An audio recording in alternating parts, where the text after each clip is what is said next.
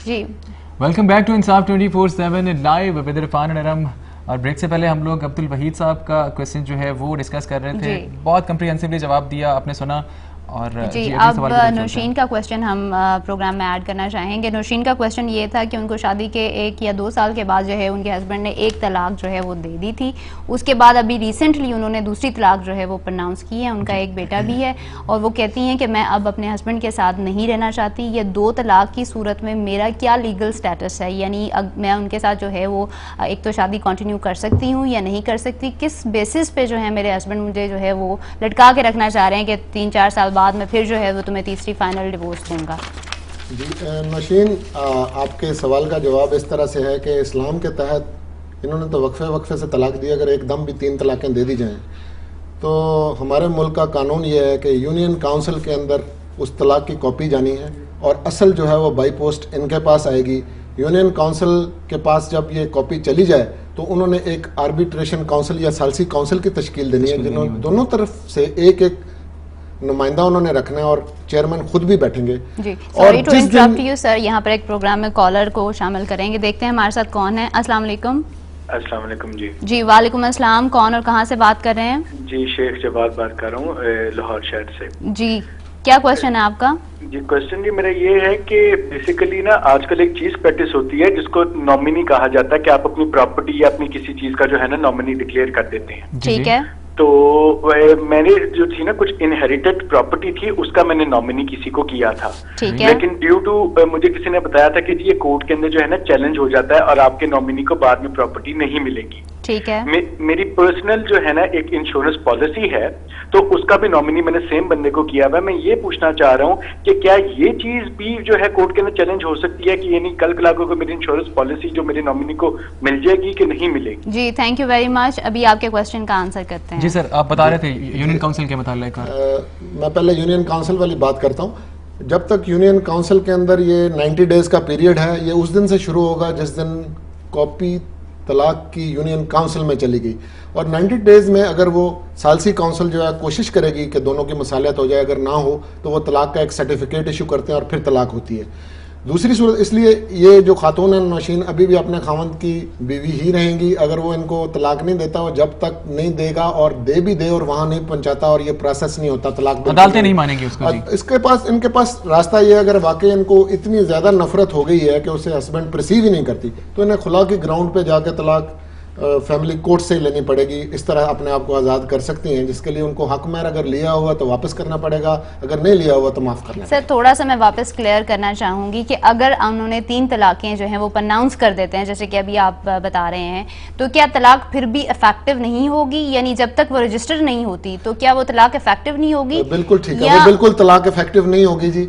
उस वक्त भी उन 90 डेज के पीरियड के अंदर दोबारा रजू करने का हक है, इवन अगर तहरीरी तलाक भी दे दी जाए। और अगर वहां पे गई नहीं तो ये तो सवाल ही पैदा नहीं होता कि ये तलाक किसी तरह से हुई है, उनकी बीवी ही है। अदालती तौर पे आपने बताया कि इस तरह से अगर हम शरीयत के हवाले से बात करें तो कुछ और मामला आ जाते हैं और वो उस तरफ हम नहीं जाना चाहेंगे। एक और कॉलर को प्रोग्राम में शामिल करेंगे, देखते हैं हमारे साथ कौन है। जी अस्सलाम वालेकुम। जी वालेकुम अस्सलाम। कौन और कहाँ से बात कर रहे हैं? हेलो जी, अपने टेलीविजन सेट की आवाज थोड़ी कम कर दीजिएगा प्लीज। हेलो जी जी, क्या क्वेश्चन है आपका? हाँ क्वेश्चन ये है कि मेरी प्रॉपर्टी है, उस पे मेरे अजीज हैं, उन्होंने कब्जा किया हुआ है, जबकि फादर मेरे नाम 2005 में करके गए थे, लेकिन उन्हें रहने के लिए ऐसे रेंटेड तौर पे 2001 में दिया। तो भाई और मेरे भाभी है वो तो जी, आप दोबारा से बताइएगा, हम आपको ठीक से सुन नहीं पा रहे हैं। जी अगर आप मुझे सुन सकते हैं तो दोबारा से अपना नाम भी बताइएगा, आप कहाँ से बात कर रहे हैं, हम आपको ठीक तरह से सुन नहीं पा रहे, अपने टेलीविजन सेट की आवाज हल्की कर दीजिएगा। मैं इंटरप्ट करता नहीं, मुझे ये समझ आई है कि ये कह रहे हैं कि इनके वाले साहब ने अपनी ज़िंदगी में प्रॉपर्टी इनके नाम कर दी थी और इनके भाई और भाभी जो हैं उसके ऊपर उनको रहने के लिए सिर्फ उन्होंने जगह दी थी, अब वो खाली नहीं कर रहे, मैं क्या करूं? तो मैं आपसे ये पूछना चाहूंगा कि क्या उन्होंने बाकायदा आपके हक के अंदर कोई हिबानामा वगैरह किया था और या कुछ जुबानी बात है? जी आप अपना नाम भी प्लीज बताते जाएं। सब पावर पे पावर नहीं होती है, तो वो पावर जी आप हमें सुन रहे हैं तो प्लीज अपना नाम और जगह बता दें। कहा कि ये पावर मेरे बेटे के नाम कर दें, तो उन्होंने कोर्ट पे जाके मेरे नाम पावर कर दी। अब वो 2001 में वालिद साहब उनको रहने के लिए दे रहे थे, अब वो उसे क्लेम बनाकर उन्होंने केस में कोर्ट में केस फिक्स किया हुआ है और 3 साल से केस में मैं रुल रहा हूँ, जबकि पावर हर चीज मैं यहाँ तक कि हॉस्पिटल लोन 1,20,000 का तो वो मैंने क्लियर कर दिया, उसके भी मेरे पर रिडेम्पशन मेरे नाम है, टाइटल मेरे नाम है, हर चीज मैंने ओके किया, लेकिन वो खाली नहीं कर रहे और बस एक मुकदमा मेरे केस डाला हुआ है और 3 साल से 2 साल से केस चल रहा है। मैं इतना गरीब आदमी हूँ, परेशान हूँ, न तो मैं कुछ इंसाफ के लिए लड़ रहा हूँ, न मेरे पर रुपया। वो वकील कहता नई फाइल शूट करे तो आपका केस लड़ेंगे, मेरे पर तो फाइल रख के पैसे नहीं है। जी बहुत शुक्रिया हमें कॉल करने जी, मुझे आपकी बात समझ आ गई है जी। आपके वाले साहब ने अपनी ज़िंदगी में आपके नाम पे प्रॉपर्टी ट्रांसफ़र कर दी, आपने उसकी रिडेम्पशन भी करवाई है, वो भी आपके नाम है, इसका मतलब है आप फुल फ्लैज मालिक हैं इस प्रॉपर्टी के। तो आपको दखलयाबी का या कब्जे का एक दावा उनके खिलाफ करना पड़ेगा और उसकी बुनियाद के ऊपर ही आपको कब्जा मिल सकता है। वो भले कुछ भी कहते रहें, वो उसको चैलेंज ज़रूर कर सकते हैं, लेकिन अगर वो दुरुस्त तौर पर एक्सिक्यूशन आपके नाम पर हुई है तो आपको इवेंचुअली ये प्रॉपर्टी ज़रूर मिल जाएगी।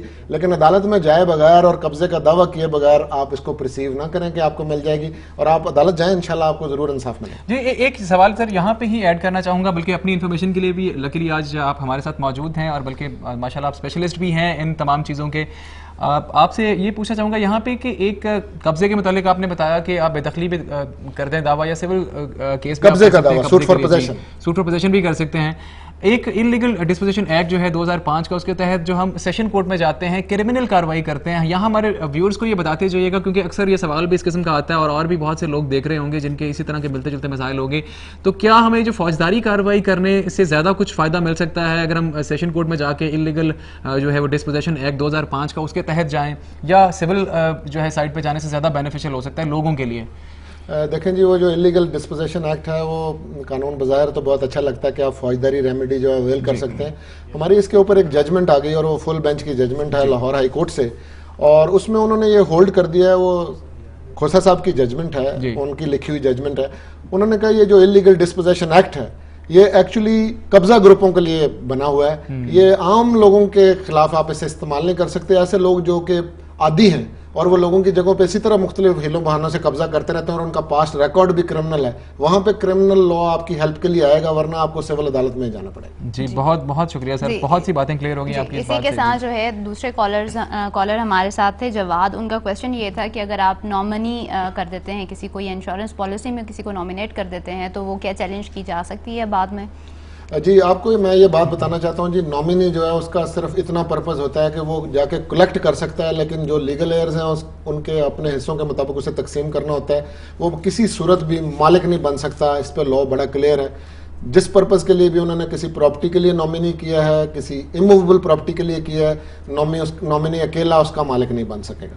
जी बहुत यहाँ पे बल्कि सर एक बात पूछना चाहूँगा, बल्कि क्लियर करना चाहूँगा कि इंश्योरेंस और इस तरह की रकम जो है, या जो इस तरह से सेविंग सर्टिफिकेट्स, और एक केस लॉ मेरी नज़र से गुजरा 2006 का, उसमें भी ये बात की गई थी कि इस तरह की चीज़ें भी जो है उसमें भी नॉमिनेशन काम नहीं आएगी, उसकी भी विरासत उसी तरह से होगी जिस तरह से आपकी। सिर्फ एक फ़र्क है, वो ये कि जो बेवा होती है पेंशन लेना उसका हक होता है, उस हद तक जो है वो नॉमिनेशन ज़रूर काम आती है कि अगर किसी ने अपनी बीवी का नाम वहाँ पे दिया हुआ तो वो अकेली जो है वो रकम जो उसकी पेंशन की है वो ले सकेगी। बाकी तमाम की तमाम चीज़ों के लिए जो नॉमिनी है वो सिर्फ कलेक्ट करेगा और बाद में बाकी वरसा के दरमियान उनके हिस्सों के मुताबिक तकसीम होगी। जी बहुत शुक्रिया सर बात का क्लियर करने का। यहाँ पे लेंगे एक छोटा सा ब्रेक, और ब्रेक के बाद अपनी बात को यहीं से आगे बढ़ाएंगे। हमारे साथ रहिएगा, देखते रहिए इंसाफ 24/7। सी यू आफ्टर शॉर्ट ब्रेक।